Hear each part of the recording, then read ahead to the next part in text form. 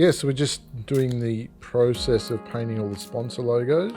I vinyl cut all the different layers. Now we're just putting the colours on for every logo, a layer at a time. Hi, I'm Frank from rStar Design, custom helmet paint studio in Sydney. Yeah, so grown up around motorsport, particularly drag racing. Left school when I was 15, got an apprenticeship in a body shop, and then started working for myself doing that. The interest in motorsport, I figured if I can get a helmet job here or there to fill in the gaps. And within 2 years, it totally took over, and yeah, that's all I do now. Do anything from 8-year-old kids that race go-karts to your supercar drivers, NASCAR, sprint car stuff, do everything. Pay the bills, do all the invoicing, the design, the paint. I outsource my anodizing and the printing of my visor banners, the only things I don't do, just because I don't have the equipment to do them.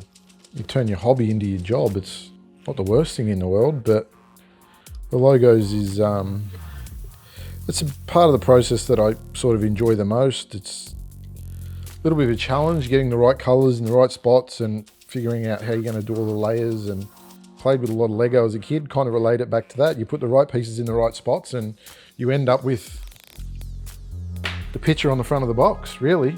First supercar driver I worked with was Michael Caruso. And then from there, James Moffat come on board. They were teammates at Nissan at the time. Gotti Mack come on board the year after that. Cam Waters, Lee Holdsworth, James Golding, Rick Kelly. And then, yeah, and it just sort of grew from there. Dealing with so many different colors and layers, paint build-up becomes a bit of a challenge. So you got to try and put as minimal on as possible so your next stencil sits down nice and you don't get any bleeds. I'm going to have to do touch-ups at some point. It's just the nature of the beast kind of thing. But yeah, generally try and get it 99% in one go. There's always kind of standouts. The 2015 helmet we did for Bathurst for Scott was pretty cool. Always done some good stuff with Michael Caruso. We always picked a theme and built a helmet around that theme. You know, we did ones for the Soccer World Cup. We actually did one that his kids painted. We did one with Lucky Charms on it. We did a sci-fi, you know, all the, we generally tried to pick a theme and build it around that, but still sort of stay true to his original colors and style of design. Some guys do use stickers. I just like the challenge of painting all the individual layers. Probably easier to get a sticker to lay down flat because you're not trying to line it up multiple times for all the different layers. Just personal preference at the end of the day, really. I've been working with Anton since, I think it was 2012 when he first started in Formula Ford. We've sort of paralleled the journey, you know, like he was a new up-and-comer at the time when he reached out to me, and I was very new to the helmet scene, and we kind of like grew together, if that makes sense. And yeah, to see him come from there and end up in supercars and now he's doing so well, it's yeah, kind of cool that we've been along for the ride. Every drive is different. Scott's obviously the Penske, the DJR Penske guys are very hands-on when it comes to that stuff. So everything gets run by them, but we've always had a Kiwi bird / New Zealand themed thing on the back of his helmets. We've actually updated it a little bit for this year. Last year we run a little trophy on the back as well to symbolise the 2018 championship. This year we're going to do a little tattoo on the bird, 2 stars on the bird as a tattoo style thing to represent both championships.